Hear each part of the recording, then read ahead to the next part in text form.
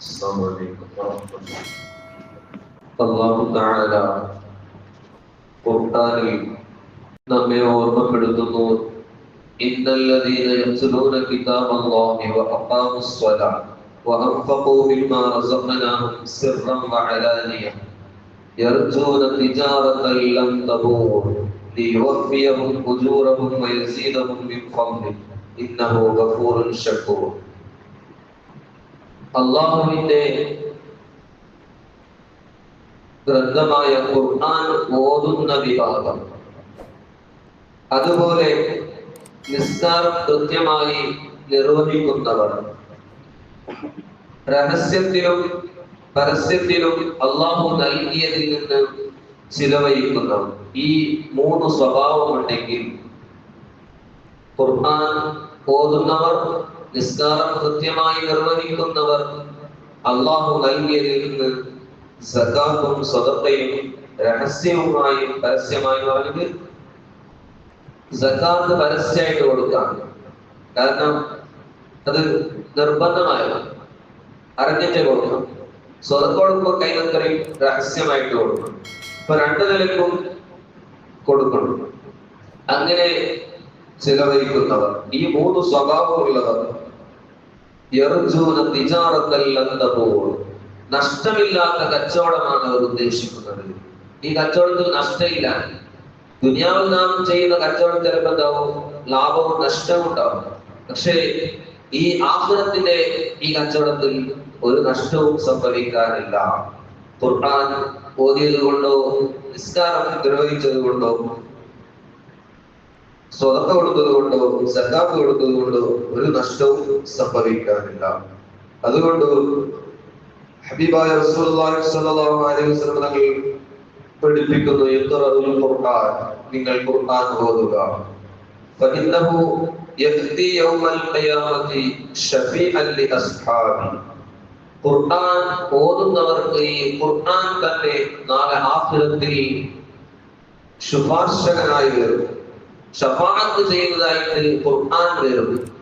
അംബിയാക്കൾ, ശുഹദാക്കൾ, ഔലിയാക്കൾ, സ്വാലിഹീങ്ങളൊക്കെ നാളെ ആഖിറത്തിൽ ശഫാഅത്തിന്റെ അധികാരം അല്ലാഹു കൊടുക്കും.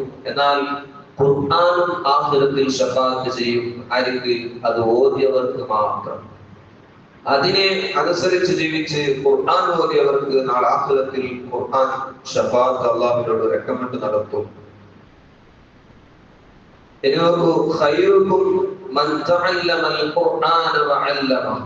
നിങ്ങളിൽ ഏറ്റവും ഉത്തമർ ആര്?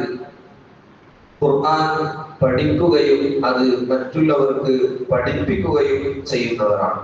അപ്പൊ ഖുർആൻ പഠിക്കലും മറ്റുള്ളവർക്ക് പഠിപ്പിക്കുകയും എന്നുള്ളത് ഏറ്റവും ശ്രേഷ്ഠമായ ഒരു ഇബാദത്തും അല്ലാഹു പൊരുത്തപ്പെടുന്ന കാര്യവും ഏറ്റവും ജനങ്ങളിൽ ഖൈറായ നല്ലവർ എന്ന് ഹബീബായ റസൂലുള്ളാഹി സ്വല്ലല്ലാഹു അലൈഹി വസല്ലം തങ്ങൾ പഠിപ്പിക്കുന്ന കാര്യമാണ്. ഇതിലൊക്കെ ഖുർആൻ ഓതുന്ന സ്ഥലത്തിൽ അല്ലാഹുവിന്റെ റഹ്മത്ത് ഇറങ്ങും, അല്ലാഹുവിന്റെ ശാന്തി ഇറങ്ങും. ഒരിക്കൽ ഒരു സ്വഹാബി സൂറത്തുൽ കഹ്ഫ് ഓതുമായിരുന്നു. ആ സ്ഥലത്തിൽ ഒരു കുതിരയെ കെട്ടിയിട്ട് അങ്ങനെ സൂറത്തുൽ കഹ്ഫ് ഓതിക്കൊണ്ടിരിക്കെ ആകാശത്തിൽ ഒരു മേഘം പോലെ ഇങ്ങനെ താഴോട്ട് വരുന്നു. അങ്ങനെ കുതിരയുടെ അടുത്തേക്ക് അത് എത്തിക്കൊണ്ടിരിക്കുകയാണ്, ഒരു മേഘം പോലെ. അങ്ങനെ കുതിരയുടെ അടുത്തേക്ക് എത്തിയപ്പോ കുതിര തുള്ളാൻ ചാടാൻ തുടങ്ങി. അങ്ങനെ സുബഹി നേരത്തിൽ ആ സ്വഹാബി നബി സല്ലല്ലാഹു അലൈഹി വസല്ലം തങ്ങളോട് ഈ വിഷയം അവതരിപ്പിച്ചപ്പോൾ അവിടെ നിന്ന് പറഞ്ഞു, തിൽക സക്കീനതു തനസ്സലതു ബിൽ ഖുർആൻ. അത് സക്കീനത്താണ്, ഖുർആൻ ഓതിയവർക്ക് ഇറങ്ങുന്നതാണ്.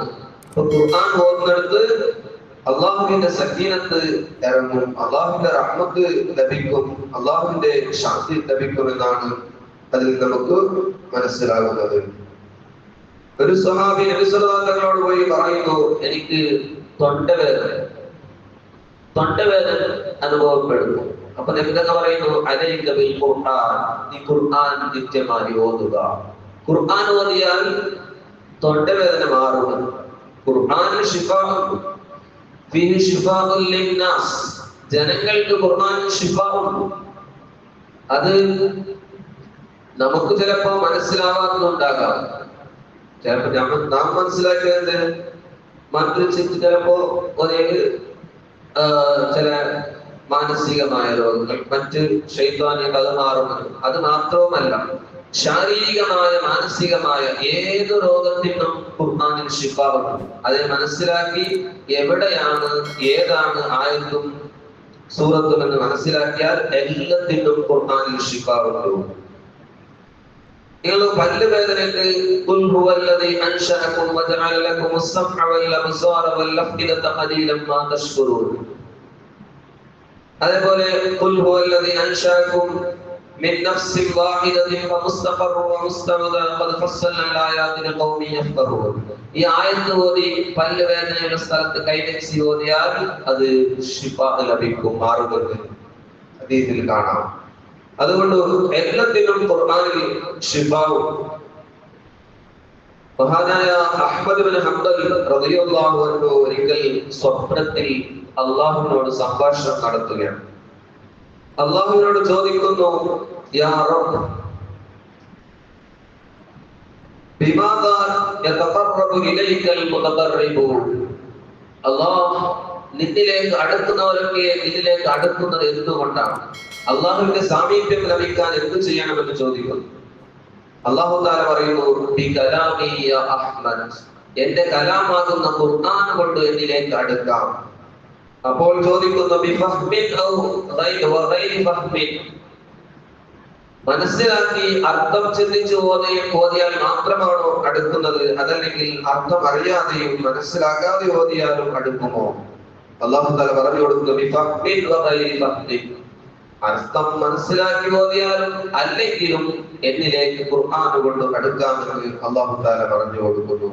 അതുകൊണ്ട് ഖുർആൻ ധാരാളമായി നാം ഓതണം.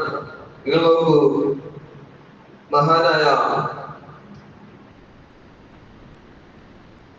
അബ്ദുല്ലാഹ് ഇബ്നു ഇദ്രീസ് റളിയല്ലാഹു അൻഹു വഫാത്തിന്റെ സന്ദർഭത്തിൽ അവിടുത്തെ മക്കൾ കരയാൻ തുടങ്ങി. അപ്പോൾ പറയും, നിങ്ങൾ കരയരുത്, ഞാൻ ഈ വീട്ടിൽ വെച്ച് 4000 ഖത്മ തീർത്തിയിട്ടുണ്ട്, എനിക്കൊരു പേടിയുമില്ല. ജീവിതത്തിൽ 4000 ഖത്മുകൾ ഞാൻ ഓതി തീർത്തവനാണ്, അതുകൊണ്ട് നിങ്ങൾ കരയേണ്ടതില്ല എന്ന് മക്കളെ സമാധാനിപ്പിക്കുന്നു. അതുപോലെ അബൂബക്കർ ഇബ്നു അയ്യാശ് റളിയല്ലാഹു അൻഹു 50 കൊല്ലം ഉറങ്ങിയിട്ടില്ല. വിരിപ്പ് വിരിച്ച് ഉറങ്ങാത്ത മഹാൻ അബൂബക്കർ ഇബ്നു അയ്യാശ് റളിയല്ലാഹു അൻഹു. അങ്ങനെ വഫാത്തിന്റെ സന്ദർഭത്തിൽ സഹോദരി കരയാൻ തുടങ്ങിയപ്പോൾ അവിടുത്തെ ആ സഹോദരി സമാധാനിപ്പിച്ചുകൊണ്ട് പറയുകയാണ്, നീ കരയേണ്ടതില്ല, ഈ വീട്ടിന്റെ മൂലയിൽ നിന്ന് 18000 ഖത്ം ഞാൻ തീർത്തിട്ടുണ്ട്. 18000 ഖത്ം ഒരു ജീവിതത്തിൽ തീർത്തിട്ടുണ്ടെന്ന് മഹാൻ പറയുകയാണ്. അതുകൊണ്ട് അവരൊക്കെ ഖുർആൻ ഓതി വിജയിച്ചു പോയി. നിങ്ങൾ നോക്കൂ, ഇന്നലെ റമദാൻ 15 മഹ്ദിയായ നഫീസത്തുൽ മിസ്രിയ റളിയല്ലാഹു അൻഹയുടെ ആണ്ടിന്റെ ദിവസമാണ്. നഫീസ ബിബി എത്രയാണ് ഖത്ം തീർത്തത്?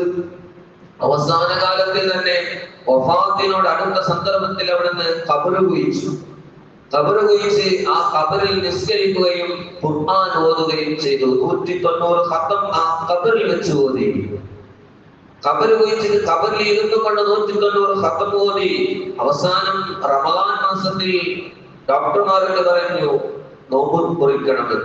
അവിടുന്ന് പറയുകയാണ്, ഞാൻ 30 കൊല്ലമായി അള്ളാഹുവിനോട് ദുആ ചെയ്യുന്നത് എന്റെ നോമ്പ് നോറ്റവളായതിൽ എന്നെ മരിപ്പിക്കണമെന്ന്. 30 കൊല്ലമായി ഞാൻ ദുആ ചെയ്തുകൊണ്ടിരിക്കുന്നത് നോമ്പുകാരായ എന്നെ മരിപ്പിക്കണമെന്ന്.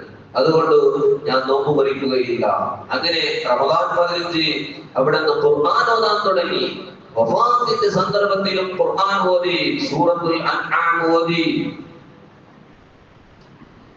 കതബ അലാ നഫ്സിഹിർ റഹ്മ എന്ന ആയത്തെത്തിയപ്പോൾ ആ റഹ്മത്തിന്റെ വിഷയം ഓതിയപ്പോൾ അള്ളാഹുവിന്റെ റഹ്മത്തിലേക്ക് യാത്രയായി പോയി മഹദിയായ നഫീസത്തുൽ മിസ്രിയ റളിയല്ലാഹു അൻഹ. അതുകൊണ്ട് ആ മഹാന്മാരെ പിന്തുടർന്ന് അള്ളാഹുവിന്റെ പൊരുത്തം സമ്പാദിച്ച് ഖുർആൻ ധാരാളം ഓതി വിജയിക്കുന്ന കൂട്ടത്തിൽ അള്ളാഹു നമ്മെ പെടുത്തുമാറാവട്ടെ. ആമീൻ.